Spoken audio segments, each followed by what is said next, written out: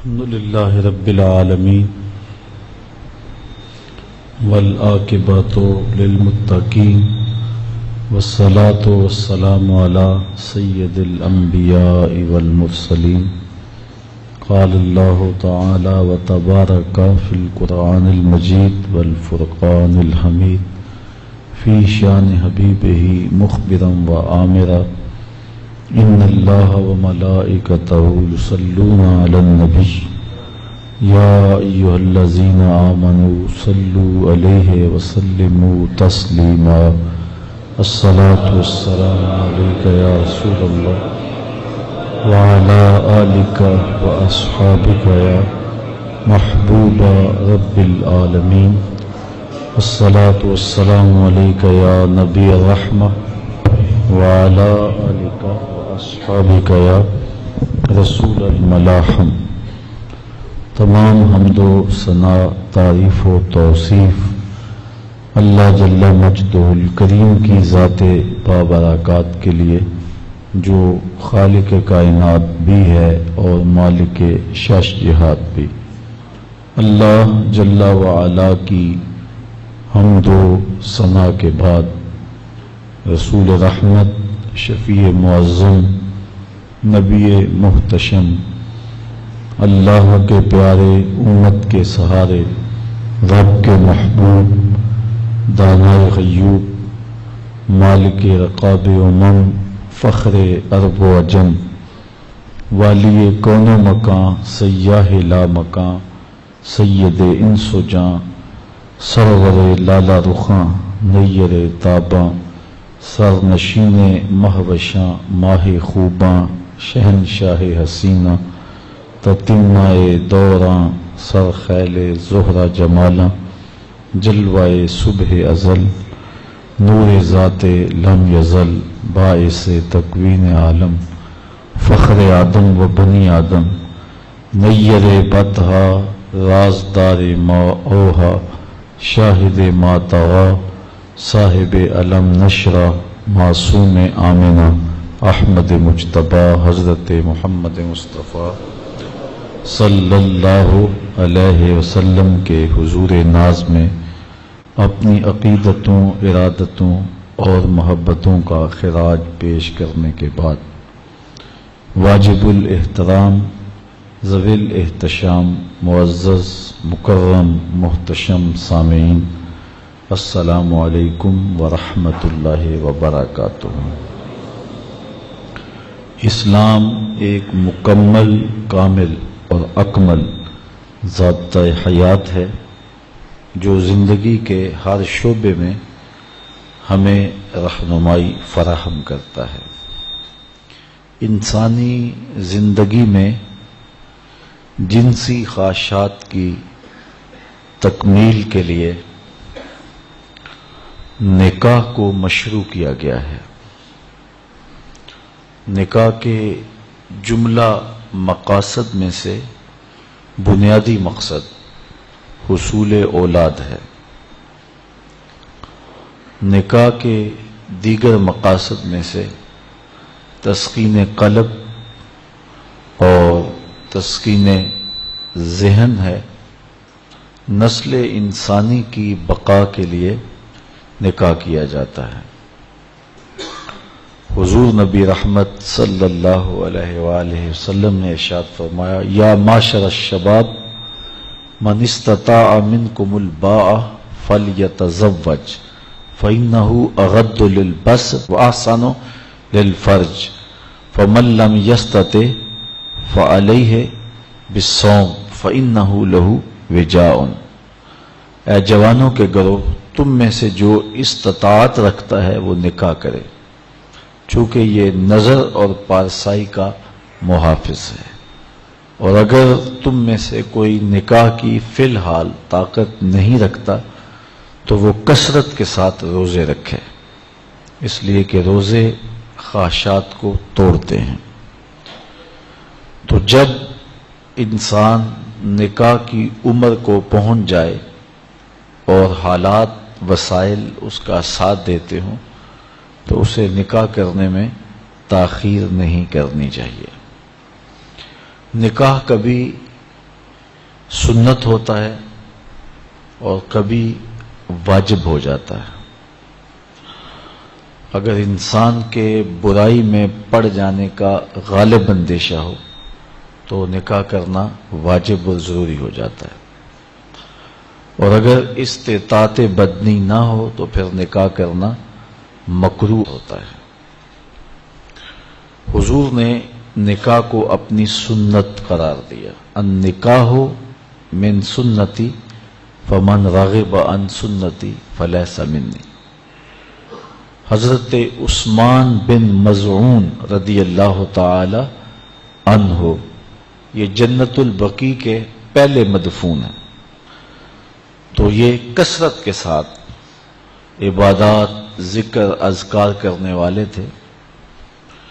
تو ان کی عبادات کی کثرت کی وجہ سے جب یہ وصال پاتے ہیں تو حضور نے ان کی قبر کے اوپر ایک بھاری پتھر رکھا تھا، اور صحابہ فرماتے ہیں ہم میں سے جو سب سے بڑی چھلانگ لگاتا تھا وہ اس پتھر کو عبور کر سکتا تھا، ورنہ عام آدمی اس سے چھلانگ نہیں لگا سکتا تھا۔ ہمارے بزرگوں نے قبروں کے اوپر جو گنبد بنانے کی دلیل لی ہے وہ یہی لی ہے کہ اس زمانے کا مزار یہ تھا، چونکہ یہ خاص نیکوکار شخص تھے اور صحابہ میں نمایاں ان کا ذکر و فکر اور عبادات کا معاملہ تھا، تو ان کی قبر کو خاص طور پہ نشان زدہ کیا گیا۔ تو حضرت عثمان بن مظعون رضی اللہ تعالی عنہ نے حضور علیہ السلام سے اجازت طلب کی، تبتل کی، کہ نکاح نہ کروں اور ایسے ہی زندگی گزار دوں، لیکن حضور نے ان کو منع فرما دیا۔ حضور نے نکاح فرمائے ہیں اور متعدد نکاح فرمائے ہیں، اس لیے اس شریعت میں رہبانیت کا تصور نہیں ہے۔ لا رہبانیت فی الاسلام، اسلام میں رہبانیت نہیں ہے۔ تو نکاح کرنا حضور کی سنت ہے اور اس کا بہت سارا اجر رکھا گیا ہے۔ حضور نے ارشاد فرمایا تزوج الودود الولود، محبت کرنے والی اور کثرت کے ساتھ بچے جنم دینے والی خواتین کے ساتھ نکاح کرو تاکہ کل قیامت کے دن کثرت امت کی وجہ سے میں نبیوں میں فخر کروں۔ اب نکاح کیوں کیا جاتا ہے؟ حدیث میں آتا ہے کہ 4 وجہ سے نکاح کیا جاتا ہے۔ لے مالہا، لے حسبہا، لے جمالہا، لے دینہا۔ کسی خاتون سے نکاح اس کے مال کی وجہ سے کیا جاتا ہے کہ وہ مالدار بہت ہے تو میرے ہاتھ بھی مال آ جائے گا، یا اس کے حسب و نسب کی وجہ سے کیا جاتا ہے کہ عالی مرتبت خاندان سے میرا رشتہ ازدواج کا قائم ہو جائے گا۔ ہمارے دیہاتوں میں کہتے ہیں کہ بازو بن جائیں گے۔ اور تیسری وجہ لجمالہا، عورت کے حسن و جمال کی وجہ سے قلب کا، دل کا میلان اور رجحان ہوتا ہے اور نکاح کیا جاتا ہے۔ اور چوتھی وجہ لدینہا، کسی کے دین کی وجہ سے نکاح کیا جاتا ہے، اور حضور نے فرمایا دین کی وجہ سے نکاح کرنے والا کامیاب ہے۔ یہودی عموماً مال کی وجہ سے نکاح کرتے ہیں، عیسائی حسن و جمال کی وجہ سے نکاح کرتے ہیں، اور مصطفیٰ کے غلام دین کی وجہ سے نکاح کرتے ہیں۔ حضور نے ارشاد فرمایا جب تمہیں کوئی پیغام نکاح بھیجے اور تمہیں اس کا دین اور اس کے اخلاق پسند ہوں تو پھر انکار نہ کرو، نکاح کر دو۔ تو نکاح کا سبب دین ہے، چونکہ جس سے آپ نکاح کر رہے ہیں اس نے صرف آپ کی بیوی ہی نہیں بننا، کل تمہارے بچوں کی ماں بھی بننا ہے۔ ابو الاسود الدؤلی یہ بہت بڑا عرب کا شاعر ہوا ہے. ایک دن اپنے بچوں سے کہنے لگا کہ میں نے تمہارے اوپر احسان کیا ہے، تمہارے پیدا ہونے سے قبل اور تمہارے پیدا ہونے کے بعد.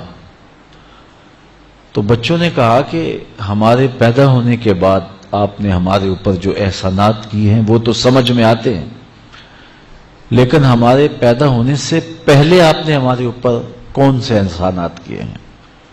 تو ابو الاسود الدؤلی کہنے لگا کہ میں جب اپنے لیے نکاح کے لیے خاتون تلاش کرنے لگا تو میں ایک شاعر ہوں، تو میری طبع میں یہ تھا کہ میں خوبصورت خاتون سے نکاح کروں، لیکن میں نے پھر یہ سوچا کہ میں اپنی خواہش کو مقدم نہ رکھوں، میں اس خاتون کو تلاش کروں جو کل میرے بچوں کی اچھی ماں بن سکے. تو میں نے جب تلاش کی تو اچھی بیوی کے حوالے سے تلاش نہیں کی، تمہارے لیے اچھی ماں کی تلاش کی ہے، اور یہ میرا وہ احسان ہے جو تمہارے پیدا ہونے سے قبل میں نے تمہارے اوپر کیا ہے. حضور نبی رحمت صلی اللہ علیہ وآلہ وسلم نے ارشاد فرمایا 3 چیزیں انسان کی خوش بختی سے ہیں: اچھا گھر، اچھی بیوی اور اچھی سواری. اگر یہ 3 چیزیں کسی کو میسر آ جائیں تو وہ انسان کی خوش بختی ہے. یہ بھی ارشاد فرمایا دنیا متاع ہے اور دنیا کا بہترین متاع صالحہ عورت ہے. اور صالحہ عورت کی تعریف یہ کی گئی کہ مرد جب اس کو دیکھے تو خوش ہو جائے، اور جب وہ حکم دے تو وہ اطاعت کرے، اور جب وہ گھر سے چلا جائے تو اس کی عزت اور اس کے مال کی حفاظت کرے. تو جس میں یہ خوبیاں ہوں وہ صالح خاتون ہے، اچھی خاتون ہے اور اچھی بیوی ہے. حضور نبی رحمت صلی اللہ علیہ وآلہ وسلم نے اس دواجی زندگی کے حسن پر کتنی خوبصورت بات ارشاد فرمائی. فرمایا کہ عورت کے، بیوی کے مزاج سے آپ کو موافقت نہیں ہے، اس کی کچھ عادتیں تمہیں ناپسند ہیں، تو اس کی کچھ ایسی عادتیں بھی ہوں گی جو تمہیں پسند ہوں گی. تو ادھر بیوی کو یہ ارشاد کیا کہ اگر اللہ کے علاوہ کسی کو سجدہ جائز ہوتا تو میں خاتون کو حکم دیتا کہ وہ اپنے شوہر کو سجدہ کیا کرے. اگر خاتون اس کو مد نظر رکھے تو شوہر کو شکایت پیدا نہیں ہو سکتی، اور اگر شوہر اس حدیث کو مد نظر رکھے کہ اس کی کچھ عادتیں مجھے ناپسند ہیں تو کچھ عادتیں ایسی بھی ہیں جو مجھے پسند ہیں، یہ ماں باپ کا گھر چھوڑ کے آئی ہے، میرے لیے وطن چھوڑا ہے، اپنا آبائی گھر چھوڑا ہے، بہن بھائیوں کو چھوڑ کے میرے لیے وقف ہو گئی ہے، تو یہ چیزیں یقیناً مرد کے لیے اس عورت کی محبت کو پیدا کرنے کے لیے کافی ہیں. حضور نبی رحمت صلی اللہ علیہ وآلہ وسلم نے یہ بھی ارشاد فرمایا کہ جب کوئی شخص نکاح کرتا ہے تو شیطان واویلا کرتا ہے کہ اس نے اپنے آپ کو مجھ سے بچا لیا. چونکہ شیطان کا بہت بڑا جال یہ ہے کہ وہ ریشمی جال پھینک کے انسانوں کو پھانستا ہے، تو جب کوئی نکاح کرتا ہے تو وہ پریشان ہو جاتا ہے. اور ایک حدیث میں یہ بھی ارشاد فرمایا گیا کہ جب کوئی شخص نکاح کرتا ہے اس کے آدھے دین کی حفاظت اللہ نے کر دی، اور باقی آدھے دین کے بارے وہ اللہ سے ڈرے. نکاح ایک عہد ہے، ایک پیمان ہے جو زندگی گزارنے کا زوجین کے درمیان ہوتا ہے. اور شریعت اسلامیہ میں النکاح ینعقد بالایجاب والقبول لفظاً بحضور الشاہدین بالغین عاقلین حرین مسلمین. 2 عاقل بالغ مرد آزاد مرد یا ایک مرد اور دو مردوں کی موجودگی میں ایجاب اور قبول کا نام نکاح ہے،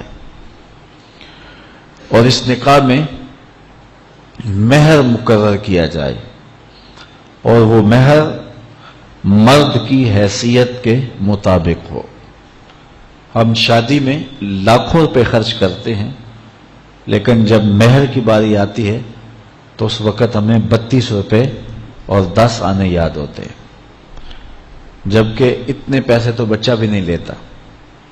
اور یہ مہر حق بدا ہے، یہ عورت کا حق ہے، تو یہ کشادگی کے ساتھ حق مہر پیش کرنا چاہیے اور عورت کا حق ہے۔ دو گواہوں کا موجود ہونا، اور پھر نکاح اعلانیہ ہونا چاہیے۔ حضور نے ارشاد فرمایا اعلنوا ھذا النکاح واجعلوہ فی المساجد، کہ نکاح کا اعلان کرو اور اسے مسجدوں میں منعقد کرو۔ نکاح کے اعلان کے جو مقاصد ہیں وہ بچہ بچہ جانتا ہے، تاکہ جب زوجین چلیں گے آئیں گے کہیں بیٹھیں گے تو لوگوں کو پتہ ہوگا کہ ان کا نکاح ہوا ہے، کوئی شک کی نظر سے نہیں دیکھ سکے گا۔ اور دوسرا ارشاد فرمایا اس کو مسجدوں کے اندر منعقد کرو، اور پہلے نکاح مساجد میں ہی ہوا کرتے تھے، لیکن پھر جوں مرور زمانہ کے ساتھ تبدیلیاں آئیں تو ایک تبدیلی یہ بھی آئی کہ نکاح مسجدوں میں نہ ہونے لگے۔ عیسائیوں میں آج بھی جوڑا گرجا گھر میں جاتا ہے اور پادری کو ان کے پاس نہیں آنا پڑتا، بلکہ وہ وہاں جا کر کے عبادت خانے کے اندر اپنے گرجا گھر کے اندر جا کے نکاح کرواتے ہیں۔ تو آج بھی نکاح کی برکتیں حاصل کرنے کے لیے ہم اس کو مساجد کے اندر منعقد کرنے کا جو شرعی حکم ہے اس کی پابندی کریں تو نکاح کے اندر بہت ساری خیر و برکت پیدا ہوگی۔ آسان نکاح فرمایا گیا ہے وہ ہے جس کے اندر اخراجات بہت کم آئیں۔ ہم نے نکاح کو مشکل بنا لیا ہوا ہے اور اس کے ساتھ اتنے لوازمات پیدا کر دیے گئے ہیں کہ اس زمانے کے اندر بدی آسان ہو گئی ہے اور نکاح مشکل ہو گیا ہے۔ حضور علیہ السلام کے زمانے میں ایسا نہیں ہوتا تھا۔ سیدہ طیبہ طاہرہ سیدہ فاطمہ الزہرا رضی اللہ تعالی عنہا کا نکاح دیکھیے اور ان کو جو جہیز حضور نے دیا ہے اس کو دیکھیے، اور زندگی کو سہل بنانے کی کوشش کیجیے۔ آج جس کے ہاں 4 بیٹیاں پیدا ہو جاتی ہیں اس کی نیند اڑ جاتی ہے۔ ایک تو یہ کہ اچھے رشتے میسر آنا مشکل، دوسرا مرحلہ بیٹوں کی طرف سے بیٹے والوں کی طرف سے ایک لمبی فہرست ہوتی ہے کہ ہمیں یہ دیا جائے۔ بعض لوگ بولتے نہیں لیکن وہ کنائے میں اشارے میں بتا دیتے ہیں، اور اگر ان کی ڈیمانڈ پوری نہ کی جائے یا ان کی جو توقعات ہیں ان کو نہ سمجھا جائے تو بیٹی سسرال میں جا کے سکھ کی زندگی نہیں گزار سکتی۔ اور معاشرے کا کتنا کمینہ شخص ہے وہ جو کسی کی بیٹی کو اس لیے تنگ کرتا ہے کہ وہ جہیز نہیں لے کے آئی، یا وہ اس کی خواہش کے مطابق اس کی توقع کے مطابق جہیز نہیں لائی۔ شریعت اسلامیہ نے تو نکاح کو آسان قرار دیا، اور یہ جو ہم اتنی لمبی چوڑی باراتیں لے کر کے چلے جاتے ہیں بیٹی والوں کے گھر میں، تو اسلام میں تو اس کا ایسا کوئی تصور نہیں ہے۔ 500 600 لوگ بیٹی والوں کے ہاں چلے جاتے ہیں اور جس طرح کسی محاذ پہ جا رہے ہیں۔ نکاح فی المساجد کا رواج اگر ڈالا جائے تو ہماری زندگیاں سوکھی ہو جاتی ہیں۔ یہ جو مروج سلسلہ ہے اس سے غریب لوگ تو پریشان ہیں ہی، امیر لوگ بھی سکھ میں نہیں ہیں۔ آج 1 کروڑ روپیہ شادی پہ خرچ آ رہا ہے، اور جس کی 4 بیٹیاں ہیں وہ ساری زندگی اسی کام میں ہی لگا رہتا ہے، اور غریبوں کی زندگی تو اجیرن ہے۔ غریب کی بیٹیاں سگڑ ہیں، سمجھدار ہیں، سنجیدہ و متین ہیں، پڑھی لکھی ہیں، خوبصورت ہیں، لیکن ان کے رشتے قبول اس لیے نہیں کیے جا رہے کہ ان کے پاس دینے کے لیے کچھ نہیں ہے۔ اور اب ایک سلسلہ چلا جہیز فنڈ کا اور اجتماعی شادیوں کا،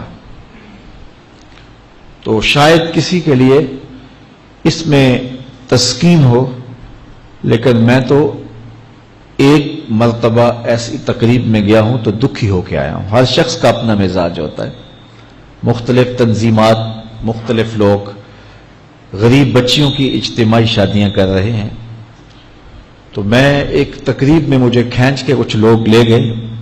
میں نے کہا مجھے تجربہ تو نہیں ہے، لیکن مجھے لگتا ہے کہ میرے لیے تکلیف کا سامان ہوگا، اور دوست جس مقصد کے لیے مجھے لے کے جا رہے ہیں تو ان کا مقصد بھی پورا نہیں ہوگا۔ ایسا ہی ہوا، ایک ہال میں 15 سے 20 بچیاں تھیں، اور دوسری جانب 15 سے 20 بچے تھے، اور ان کے مہمان، ان کا ہجوم تھا، اور اسٹیج کے اوپر جو کرسیاں لگی تھیں ان پر مخیر حضرات بیٹھے ہوئے تھے جنہوں نے سرمایہ لگایا اور جہیز فنڈ دیے، اور تنظیم کے لوگ آ کے اپنی کارکردگی بیان کر رہے تھے۔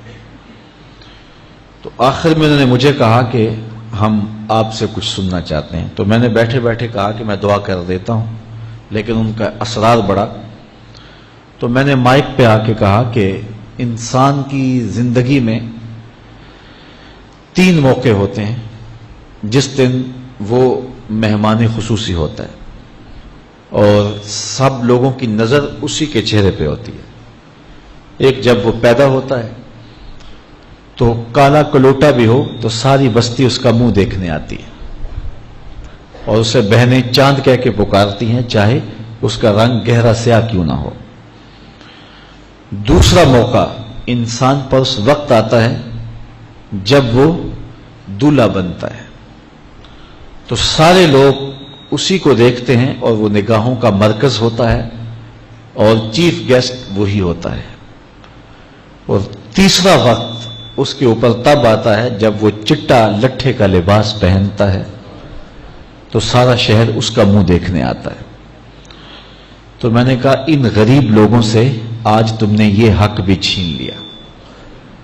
آج مخیر حضرات کو اوپر بٹھایا اور ان کو نیچے بٹھایا ہوا ہے، اس لیے کہ یہ غریب ہیں، اور کسی کے چہرے کے اوپر میں نے کہا خوشی کے آثار نہیں نظر آ رہے، اداسیاں ہیں، اور اتنے لوگوں کو ان کی غربت کا گواہ بنا رہے۔ ایک دم سکوت طاری ہو گیا حال پر، چونکہ مجھ سے وہ کچھ ایسی باتیں سننا چاہ رہے تھے جس سے ان کو داد ملتی۔ میں نے کہا تمہارے جذبے اپنی جگہ پہ، لیکن کاش کے رات کے اندھیرے میں ان بیٹیوں کے ماں باپ کو تم نے کچھ پیش کیا ہوتا اور یہ اپنے گھر سے رخصت ہوتی تو عرش والا رب بڑا راضی ہوتا۔ لیکن برا کرے نمائش کا کہ ہم نے ان بیٹیوں کا تماشا لگا دیا۔ میں ایک شہر میں گیا تو وہاں آج کل وہ پہلے تھا نا عمرے کے ٹکٹ محفل نعت میں، تو آہستہ آہستہ مجمع سمٹ گیا، تو اب ایک نیا سلسلہ شروع ہوا ہے کہ جہیز کی پرچیاں نکالی جائیں گی۔ تو اسی سال آپ کے قرب میں ایک جگہ 10 کے 15 جہیز فنڈ تھے، تو مجھے خطاب کرنے کے لیے انہوں نے کہا، تو بڑے شوق سے منتظم محفل نے بتایا کہ 15 بچیوں کا جہیز بھی نکالا جائے گا، اور اس پردے کے پیچھے ہزاروں بچیاں بیٹھی ہوئی ہیں۔ تو میں نے اپنی گفتگو میں کہا کہ یہ ظلم نہ کرو، یہ زیادتی نہ کرو، تمہارے پاس 100 لوگوں کا کھانا ہے تو 500 لوگوں کو نہ بلاؤ، کہ تم قرعہ اندازی کر کے 100 آدمیوں کو کھانا دے دو اور 400 آدمیوں کو کہو کہ تمہارا نام نہیں نکلا. تمہارے پاس 100 کا کھانا ہے تو 100 کو ہی پردے سے بلاؤ اور ان کو کھانا کھلا دو. میں نے کہا 10,000 بیٹیاں اس پردے کے پیچھے بیٹھی ہیں آپ کے بقول، اور آپ ان میں سے چند کو قرعہ اندازی کے ذریعے جہیز فنڈ دے رہے ہیں. ہر پرچی پہ 10,000 بیٹی کا دل دھڑکے گا کہ شاید میرے مقدر جاگ پڑے اور غموں کی سیاہ رات ختم ہوگی. لیکن جب آخری پرچی کے بعد اعلان کیا جائے گا کہ قرعہ اندازی مکمل ہو گئی، تو کتنی بیٹیاں گھروں میں جب واپس جا رہی ہوں گی تو تم نہیں جانتے ان کے قدم کتنے بوجھل ہوں گے. اور رسول اللہ کا میلاد ہو اور بیٹیاں آنسو بہاتی ہوئی جائیں. تو میں نے کہا تم خوشیاں خریدنے لگے تھے، غم خرید لیے تم نے. خوشیاں بانٹنے لگے تھے، غم بانٹ لیے تم نے. تو یہ زیادتی نہ کرو. یہ جو رواج پڑ رہا ہے یہ اپنی نمائش کے لیے. خدا را آگے تم نے عمرے کے ٹکٹ بانٹے، بہت کچھ کیا لوگوں کو اکٹھا کرنے کے لیے، اور کیا کیا رنگ اپنائے گئے. میں نے کہا وہ اچھا تھا، چلو مجھے اس پر بھی بات ہے، لیکن چلو میں نہیں کرتا. لیکن یہ ظلم نہ کیا جائے کہ محافلات میں مجمع اکٹھا کرنے کے لیے جو ہے وہ غریبوں کی بچیاں بلا کر کے تو 10 کو آپ دے کے باقیوں کہیں کہ معذرت ہمارے پاس اتنا ہی تھا. تو آپ کے پاس 100 کا کھانا ہے، 100 کا پانی ہے، تو 500 پیاسوں کو نہ بلائیں، 500 بھوکوں کو نہ بلائیں، 100 کو ہی بلا کر کے پردے سے جو ہے وہ ان کی مدد کریں. تو میں یہ کہتا ہوں کہ ہم جہیز فنڈ دینے کی بجائے، یہ جب تک یہ حالات ختم نہیں ہوتے، میں خفیہ طور پہ یہ بھی کرنا چاہیے، لیکن ساری قوم ادھر لگ گئی ہے، تو اس کی بجائے ہمارے علماء کو، ذمہ دار کو، یہ مختلف چینلز کے اوپر یہ جو ٹاکنگ ہوتی ہے اس پہ گفتگو ہونی چاہیے کہ اس رسم کو ختم کیا جائے اور معاشرے کی تربیت کی جائے کہ بیٹیوں کا رشتہ اس لیے قبول کیا جائے کہ وہ دیندار ہیں، وہ پردے دار ہیں، وہ سگڑ ہیں، وہ پڑھی لکھی ہیں اور ان کے اخلاق اچھے ہیں. یہ معیار بنایا جائے، دولت کو معیار نہ بنایا جائے. اس طرح معاشرے پس جائیں گے اور معاشرے کے پلے کچھ بھی نہیں بچے گا. اور آج اندازہ نہیں ہے ہم کو کہ جس کی بیٹیاں گھر کی دہلیز پہ جوان ہے اس کی زندگی کتنی کٹھن گزر رہی ہے. کوٹھے تے چڑھ ویخ فریدا تے کر کر بلدی اگ، میں جاتا دل دکھی میرا پر دکھی سارا جگ.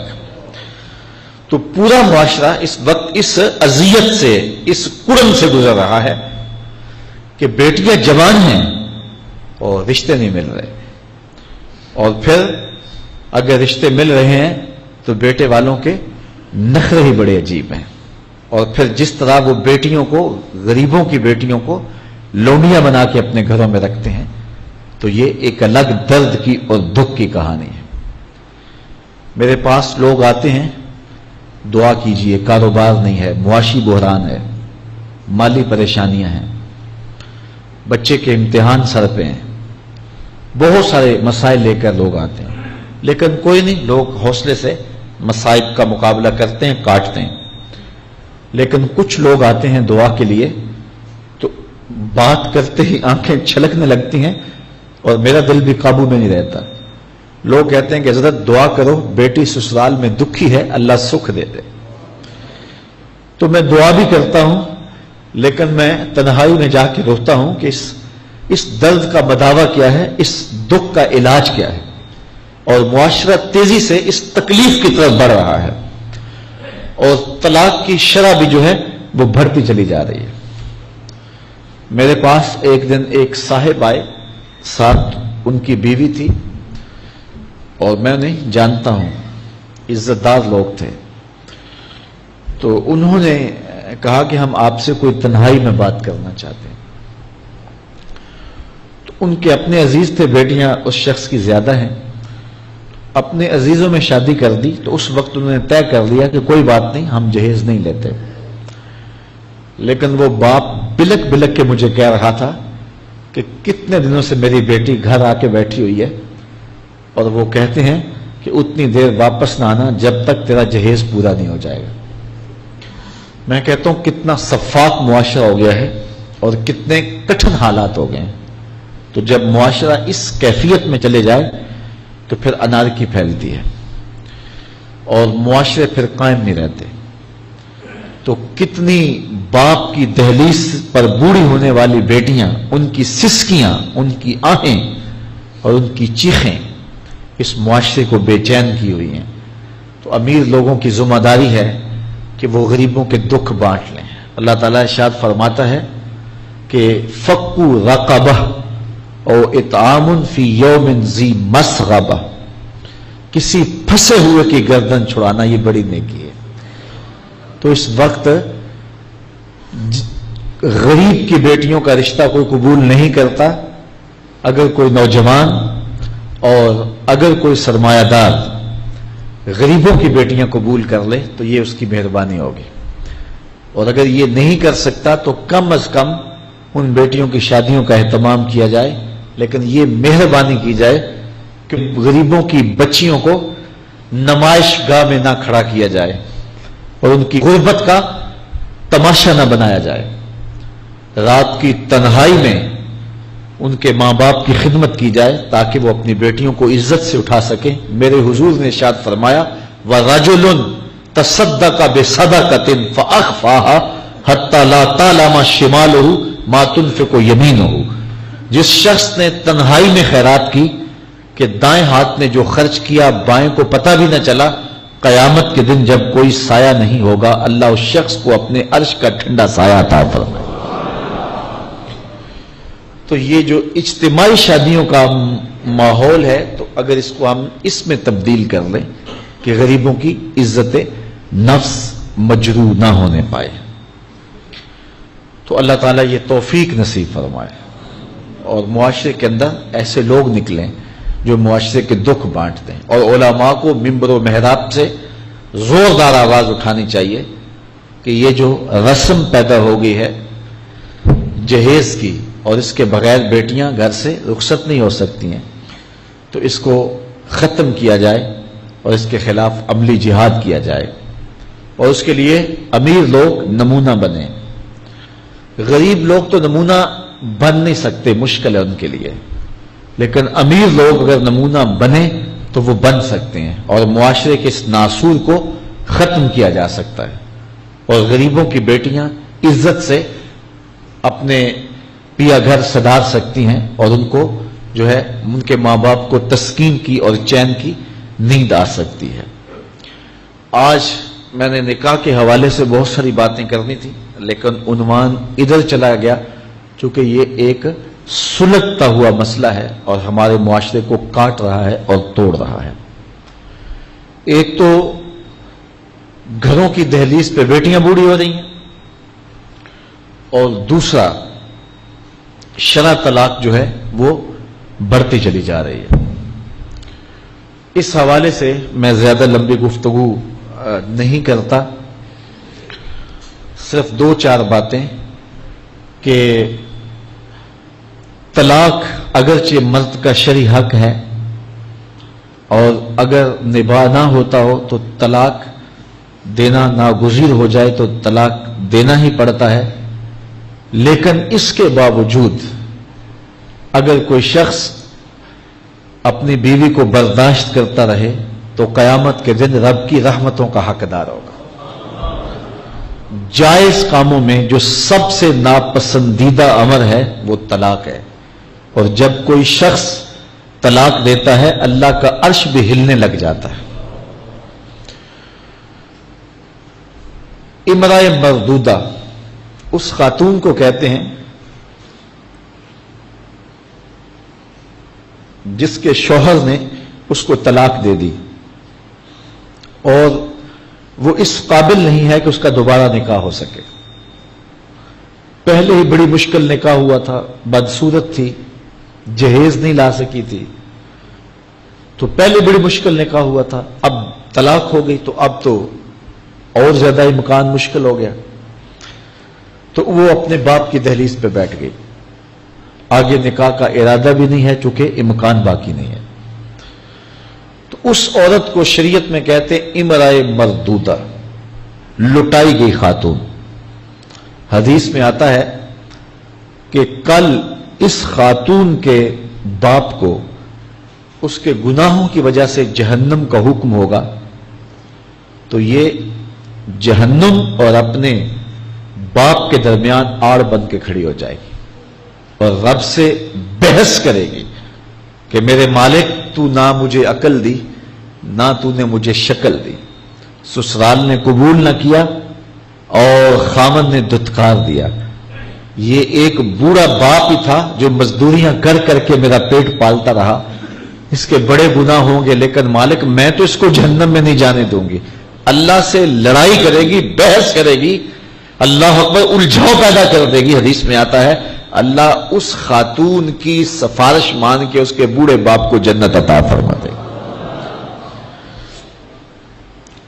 اگر طلاق دینا ناگزیر ہو جائے، بہت ضروری ہو جائے طلاق دینا اور اس کے بغیر کوئی دوسرا راستہ نظر نہیں آ رہا، تو پھر بھی 3 طلاقیں اکٹھی نہ دیں، 1 طلاق دے دیں۔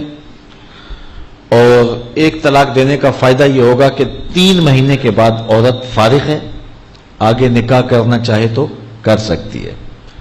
لیکن اگر 3 ماہ کے بعد، 4 ماہ کے بعد، سال کے بعد، 2 سال کے بعد اس نے آگے نکاح نہیں کیا تو دوبارہ ان کا پروگرام نکاح کا ہو جاتا ہے، تو پھر واپس آنا آسان ہوتا ہے۔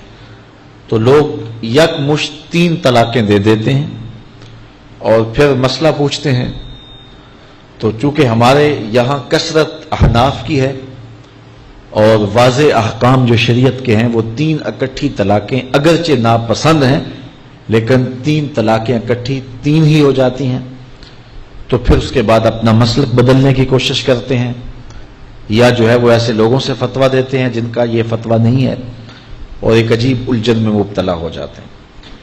اس لیے اگر ناگزیر ہو جائے طلاق دینا تو پھر بھی 1 طلاق دینی چاہیے۔ جو 3 طلاقوں سے حاصل ہوگا عورت سے الگ ہونا وہ 1 طلاق سے ہی حاصل ہوگا، اور 1 طلاق بھی طہر کی حالت میں دینا چاہیے، عالم حیض میں نہیں، چونکہ ان دنوں کے اندر مرد کا رجحان عورت کی طرف زیادہ ہوتا ہے، اس لیے شریعت نے طہر میں طلاق دینے کا حکم دیا ہے اگر کوئی طلاق دینا چاہے۔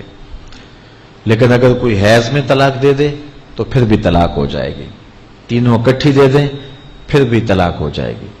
لیکن 1 طلاق اور وہ بھی طہر میں اگر دی جائے، ہاں مہینے کے وقفے کے بعد دی جائے تو پھر بھی موقع موجود ہوتا ہے۔ تو عمومی طور پہ لوگ 3 طلاقیں اکٹھی دے کے بعد میں پریشان ہوتے ہیں، چونکہ طلاق دینے کے بعد پھر پوزیشن سوچ کی اور گمان کی اور ہوتی ہے۔ تو یہ ضروری باتیں تھیں۔ کار ما آخر شدو آخر ز ما کار نشد، مشت خاک ما غبار کوچہ یار نشد، و آخر دعوانا ان الحمدللہ رب العالمین۔